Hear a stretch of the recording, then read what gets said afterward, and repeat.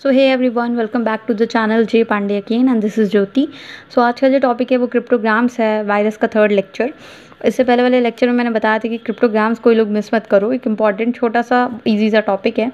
तो इसे शुरू करते हैं आज। द कोडेड और the hidden information of virus is known as cryptograms. ठीक है, तो सबसे पहले तो जो यहाँ पर कोड की बात की गई है, कोड कभी भी कोड सुनते ही दिमाग में एक चीज़ आती है कि कोड जो होता है उसे हम क्रैक करते हैं। मतलब कोड कोई ऐसी चीज़ होती है जिसको देख के हमें थोड़ा सा दिमाग लगा के ये पता लगाना पड़ता है कि ये कोड इस पर्टिकुलर चीज़ के बारे में क्या कह रहा है। वही है क्रिप्टोग्राम्स। क्रिप्टोग्राम्स जो होता है वो ऐसे कोड और हिडन इन्फॉर्मेशन होती है वायरस के बारे में, जिसको देखकर हम वायरस के बारे में कई सारी चीज़ें पता लगा सकते हैं। सबसे पहले बात तो उसके 4 पार्ट होते हैं। तो पहला जो पार्ट है, पार्ट या कह सकते हैं पेयर, जो पहला पेयर है वो रिप्रेजेंट करता है टाइप ऑफ न्यूक्लिक एसिड को और नंबर ऑफ स्ट्रैंड को। ठीक है, 2 ही टाइप के न्यूक्लिक एसिड हो सकते हैं, या तो आरएनए या तो डीएनए, या तो डबल स्ट्रैंडेड हो सकता है या तो सिंगल स्ट्रैंडेड हो सकता है। तो पहला पेयर देखते ही आपको ये पता लगेगा। सेकेंड पेयर जो है वो रिप्रेजेंट करता है कि वायरस का मॉलिक्यूलर वेट कितना है और उसमें न्यूक्लिक एसिड का कितना परसेंटेज है। जितना भी लिखा होगा उसको आपको इस वैल्यू से मल्टीप्लाई करना होगा, वही वायरस का वेट हो जाएगा। ठीक है, थर्ड पेयर रिप्रेजेंट करता है शेप ऑफ न्यूक्लियोप्रोटीन और उसका वायरस जो है उसका शेप कैसा है। ठीक है, न्यूक्लियोप्रोटीन के शेप को और वायरस के शेप को थर्ड पेयर रिप्रेजेंट करता है। फोर्थ पेयर रिप्रेजेंट करता है कि वायरस कौन से टाइप के होस्ट में को इन्फेक्ट करेगा या होस्ट में इंट्रोड्यूस हुआ है, और तो और मोड ऑफ डिस्पर्जल क्या है, मतलब कौन से मोड से वो ट्रांसफ़र हो रहा है न्यू होस्ट में या पुराने होस्ट में कैसे गया। ये बातें आपको फोर्थ पेयर देख के ही पता लग जाएगी। चलिए अब एग्जाम्पल ले लेते हैं, एग्जाम्पल से और क्लियर हो जाएगा। अब यहाँ पर TMV टोबैको मोज़ैक वायरस का जो क्रिप्टोग्राम है ये लिखा हुआ है R/1 रेशियो का साइन है 2/5 रेशियो E/E रेशियो S/A। तो सबसे पहला पेयर क्या रिप्रेजेंट करता है, type of nucleic acid and number of strand. तो R फॉर RNA और नंबर ऑफ स्ट्रैंड कितना हो गया, सिंगल स्ट्रैंडेड है, एक लिखा हुआ है 1।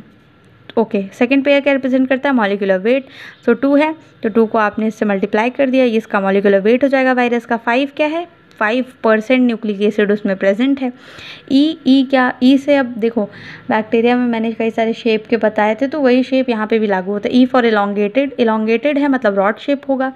तो थर्ड पेयर जो है वो क्या रिप्रेजेंट करता है, nucleoprotein is elongated rod shape and the virus is also elongated in rod shape. तो दोनों ही बातें यहाँ पर क्लियर हो गई हैं। फोर्थ पेयर में मैंने आपको बताया था कौन से टाइप का होस्ट है ये रिप्रेजेंट करेगा और कैसे उसका डिस्पर्जल हुआ। तो यहाँ पर एस लिखा हुआ है, तो इसका मतलब होस्ट हो जाएगा सीडेड प्लांट्स, मतलब जिनके पास सीड्स होता है वो वाले प्लांट्स, और ए मतलब एयर। तो एयर जो है वो क्या है, मोड ऑफ डिस्पर्जल। ठीक है, अब आई होप आपको क्रिप्टोग्राम्स जो है वो क्लियर हो गया होगा, और कुछ ना भी समझ में आया हो तो कमेंट सेक्शन में बताओ, फोर्थ लेक्चर में डिस्कस कर दिया जाएगा वो क्वेश्चन। उसके बाद सिम्टम्स ऑफ वायरल डिसीज़ पे आ जाते हैं, इसको भी देख लेते हैं। Characteristic feature of disease is called symptoms. ठीक है, अगर किसी के अंदर कोई चीज़ अपना इफेक्ट दिखाने लगती है और वो चीज़ें अगर इंट्रोड्यूस हो जाती हैं आपके बॉडी में, एंड देन उसके बाद आपकी बॉडी पे जो इफ़ेक्ट सामने दिखते हैं उन्हीं इफ़ेक्ट्स को हम सिम्टम्स कहते हैं। Disease having a special feature और character is known as symptoms. ठीक है, but when a disease is showing many symptoms, अगर कई सारे सिम्टम्स शो कर रही हो एक डिसीज़, तो वो हो जाता है सिंड्रोम। जैसे कि कई ऐसे डिसीज़ होते हैं उसमें कई सारे सिम्टम्स होते हैं, कुछ एक फिक्स सिम्टम नहीं पाया जाता है, तो ऐसे डिसीज़ में हम सिंड्रोम वर्ड का यूज़ करते हैं। जैसे कि एड्स भी तो वायरस से होता है, तो हम क्या बोलते हैं उसको, एक्वायर्ड इम्यूनो डिफिशिएंसी सिंड्रोम इसलिए क्योंकि उसमें कई सारे सिम्टम्स आते हैं जो मिलके सिंड्रोम का फॉर्मेशन करते हैं। अगर किसी बॉडी में कई सारे सिम्टम्स हैं तो वहाँ पर हम सिम्टम्स वर्ड का यूज़ ना करके सिंड्रोम वर्ड्स यूज़ करते हैं। 3 टाइप के डिसीजेज़ यहाँ पर दिए हुए हैं। कल मैंने बताया था या तो होस्ट के नाम पे या तो डिसीज़ के नाम पे वायरस का क्लासिफिकेशन या नेमिंग ऑफ वायरस किया जाता है। मोज़ैक डिसीज़, तो TMV जो है टोबैको मोज़ैक वायरस, सबसे पहले तो इसका नाम सुन के 2 बातें पता चल रही हैं। ये डिसीज़ किस में कॉज करता है, टोबैको में। किस टाइप का डिसीज़ है, मोज़ैक डिसीज़ है। और जो वायरस मोज़ैक डिसीज़ कॉज करता है उसी का नाम है टोबैको मोज़ैक वायरस। ठीक है, causes mosaic disease in tobacco plants, the chlorophyll destruction occurs at certain places in leaf and leaf become yellow spotted. Actually होता क्या है कि लीफ में जगह जगह पर जब इस वायरस का इंट्रोडक्शन हो जाता है तो लीफ में जगह जगह पर येलो कलर के स्पॉट्स आ जाते हैं क्लोरोफिल नहीं होने की वजह से। और आपको पता है क्लोरोफिल ग्रीन पिगमेंट है, कलर देता है, जहाँ पर क्लोरोफिल नहीं होगा वहाँ ऑब्वियस सी बात है येलो स्पॉट्स आ जाएंगे। तो इसी डिसीज़ को हम मोज़ैक डिसीज़ कहते हैं। ठीक है, अब मोज़ैक डिसीज़ किसी में भी हो सकता है, तो उस होस्ट का नाम लेंगे और उसके बाद मोज़ैक वायरस लगा देंगे and then tobacco mosaic virus की तरह हो उसका नाम क्लियर हो जाएगा। येलो वेन डिसीज़, अच्छा इस डिसीज़ में क्या हो जाता है कि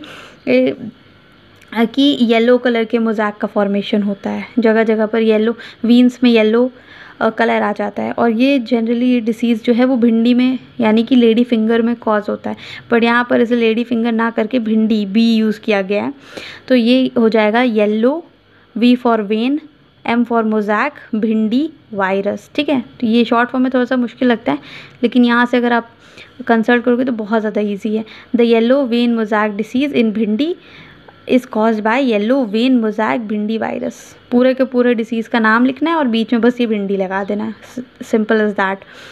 लीफ कर्ल डिसीज़ में नाम से पता चल रहा है इसकी जो लीफ की जो मार्जिन होगी, जैसे ये एपेक्स है, ये जो है वो कर्ल हो जाएगा कुछ इस तरह सा। ठीक है, देखा भी होगा आप लोगों ने, अगर कभी नोटिस किया हो ध्यान से, लीफ कर्ल हो जाती है। और पपाया में अधिकतर आपको देखने को मिल जाएगा आराम से। तो और क्योंकि ये पपाया में हो रहा है तो उसका नाम हो जाएगा लीफ कर्ल पपाया वायरस। अब तक तो समझ आ गया होगा भाई। इनफोल्डेड द लीफ मार्जिन, और जब आपको ये पता है कि अगर लीफ मार्जिन इनफोल्ड हो गई है तो सरफेस एरिया कम हो गया है, सरफेस एरिया कम होगा तो फोटोसिंथेसिस रेट घटेगा क्योंकि लाइट कम आएगी। सो ये था इस वीडियो के लिए, दोनों टॉपिक समझा दिए, क्रिप्टोग्राम्स भी और symptoms of viral disease. Next video में हम मे बी डिस्कस करेंगे 2 साइकिल्स हैं इसमें, और प्लांट और एनिमल डिसीज़ेस बाय वायरस वो भी बचा हुआ है, तो वो डिस्कस करेंगे। तब तक के लिए वीडियो को लाइक कर दो, शेयर कर दो, और अगर कोई क्वेश्चन हो तो प्लीज़ कमेंट सेक्शन में डालो ताकि मैं 4th लेक्चर में उसको डिस्कस कर दूँ।